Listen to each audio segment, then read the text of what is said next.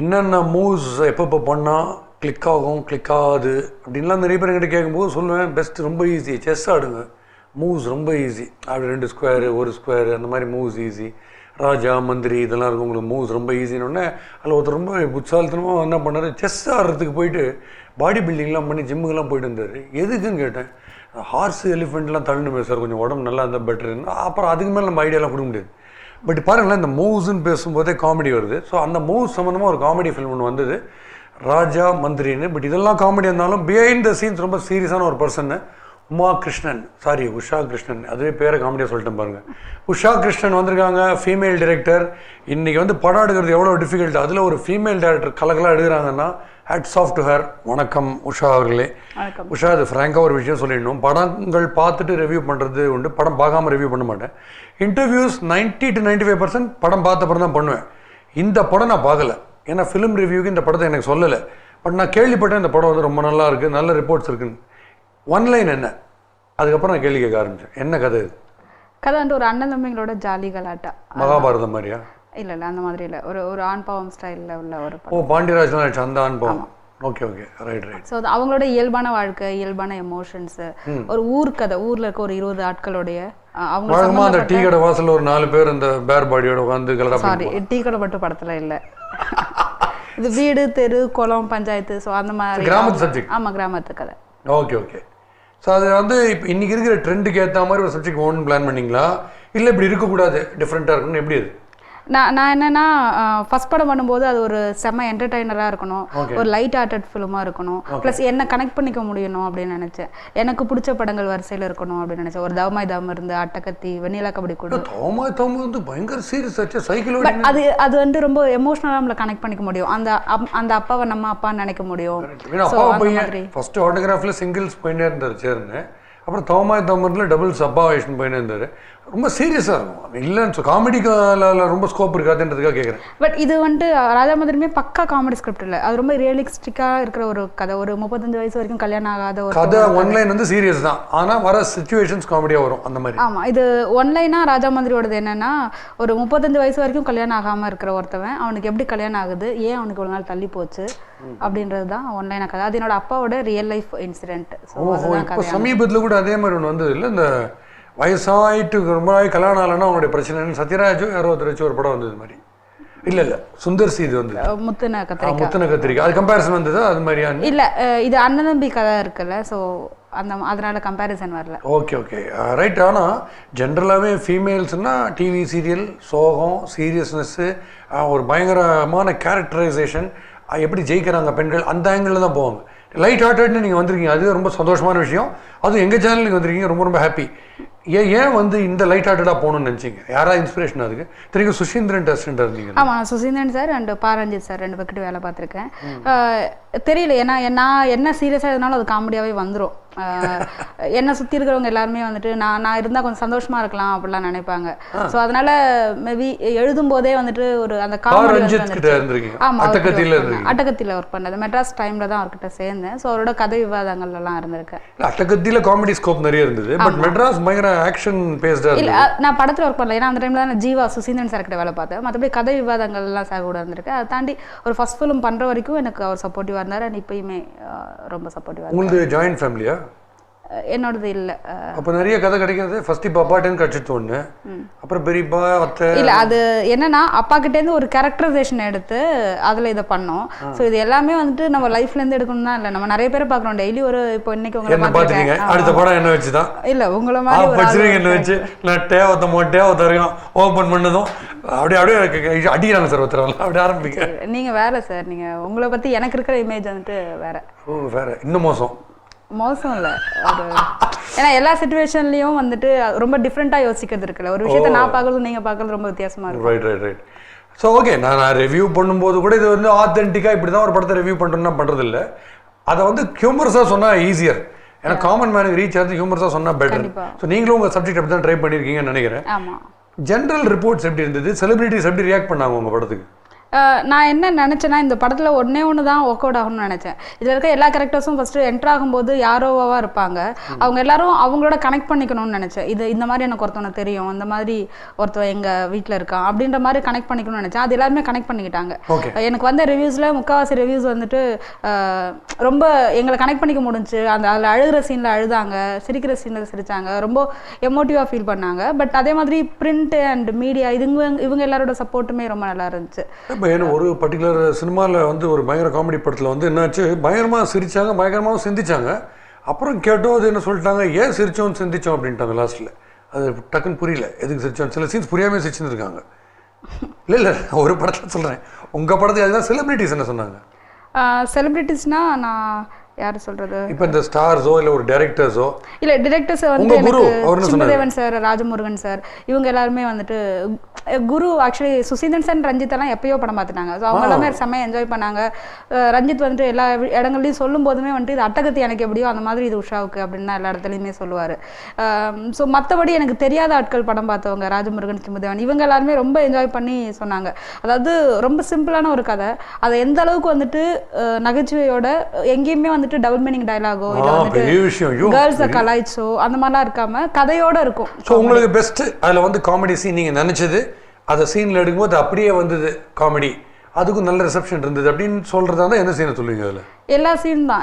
இந்த கதையில் வந்துட்டு ஒரு 80 சீன் இருக்குன்னா அதில் 75 சீன் காமெடி சீன். உஷா நீங்கள் ரொம்ப காமெடியாக பேசுகிறீங்க, உண்மையிலேயே சொல்லுங்கள் எந்தெந்த சீரியஸாக எல்லா இடத்துக்குமே நம்ம ஒர்க் அவுட் ஆகும்னு நினைப்போம்ல, அந்த எல்லா இடமே ஒர்க் அவுட் ஆச்சு. ஒர்க் அவுட் ஆகாத இடங்களும் இது ஒன்றும் காமெடி இல்லையே நினச்ச இடங்கள்லையுமே வந்துட்டு சிரிச்சாங்க.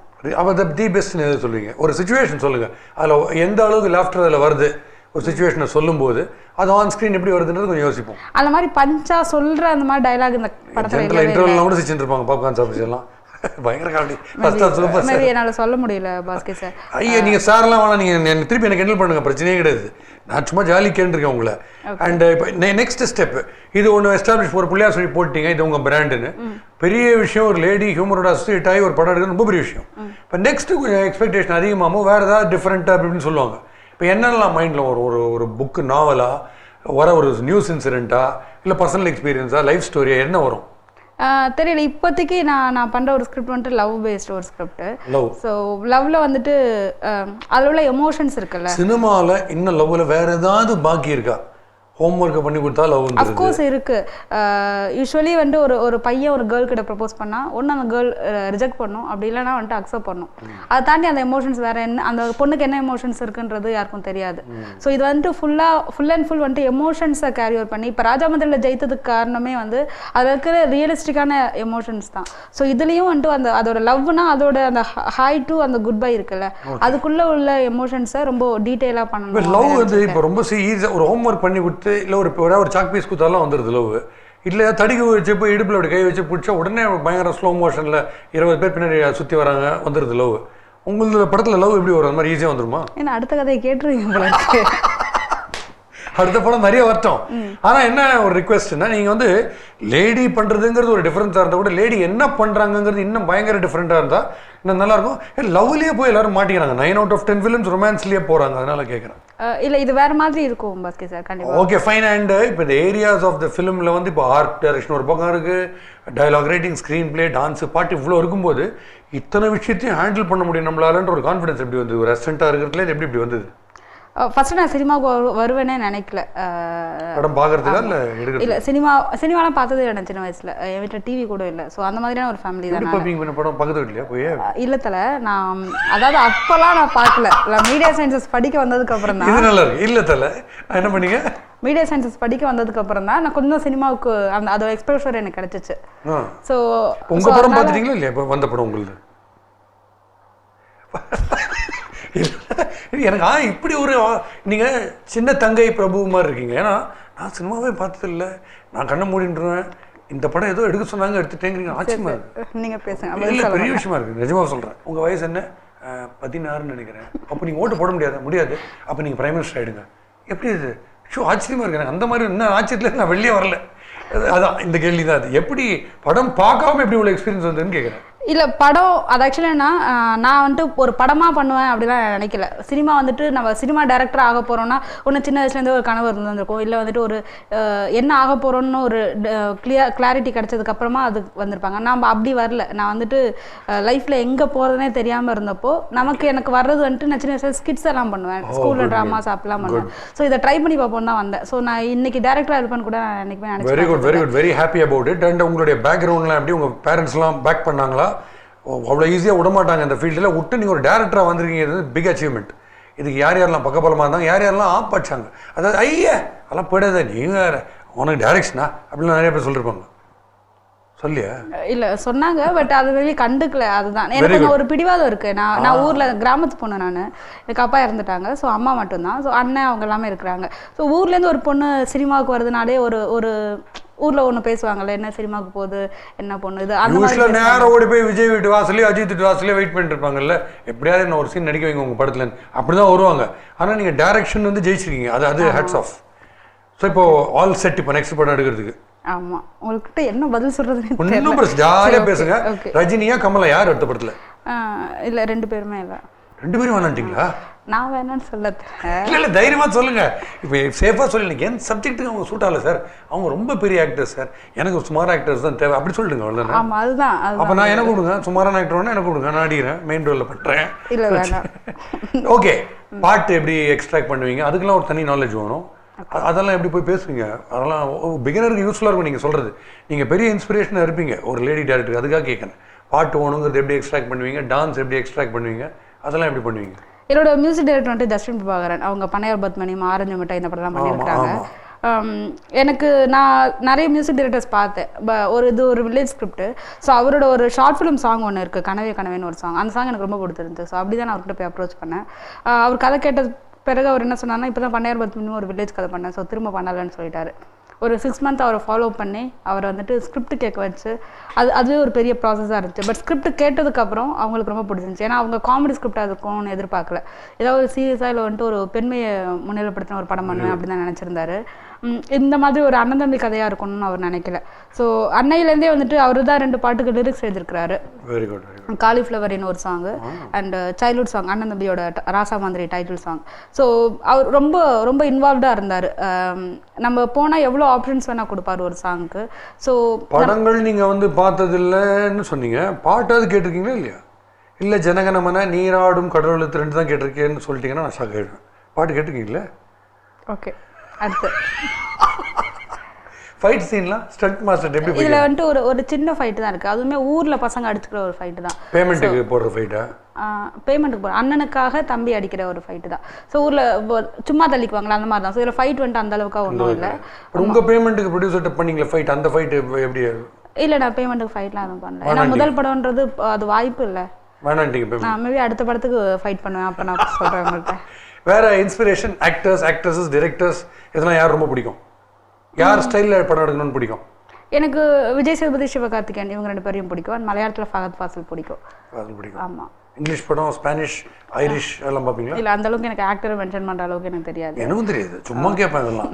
எனக்கு எதுவும் தமிழ்லேயே எனக்கு தெரியாது. நிறைய பேர் நான் நிறைய வாட்டி படம் பார்த்ததுக்கப்புறம் கதையெல்லாம் டிஸ்கஸ் பண்ணிருக்கேன் அந்த டேரக்டரோடைய. ஏன்னா அவருக்கும் தெரியாது, நாங்கள் பாட்டு ஜாலியாக பேசினது போது மாதிரி.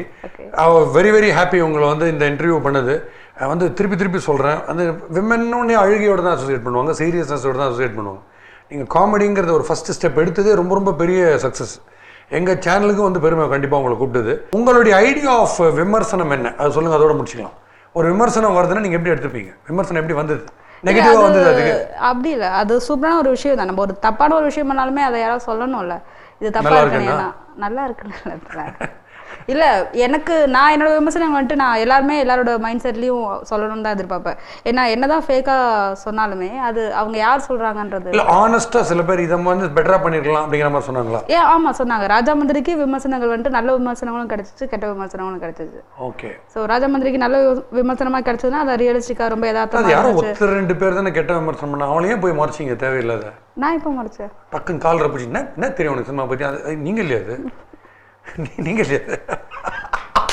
எனிவே, இப்படி சர்ப்ரைஸ், நான் படம் பார்க்காத ஒரு சர்ப்ரைஸ், அதை வச்சு உங்கள்கிட்ட பேசுனது ஒரு சர்ப்ரைஸ். கடைசியில் இப்படி ஒரு சுச்சுவேஷனை கொடுத்தா நீங்கள் எப்படி ரியாக்ட் பண்ணுறீங்க as a director அப்படின்னு பார்த்தேன். So thanks so much for coming and joining us. Thank you very much. Thank you. வாழ்த்துக்கள். சும்மா பாஸ்கி சார் கிட்ட பேசலான்னு தான் இன்றைக்கி வந்தேன். அண்ட் இன்டர்வியூன்னு சொன்னாங்க, பட் அது இன்டர்வியூ மாதிரி இல்லை, சும்மா ஒரு நல்ல கான்வர்சேஷனாக தான் இருந்துச்சு. Subscribe to Bhaski channel. Thank you.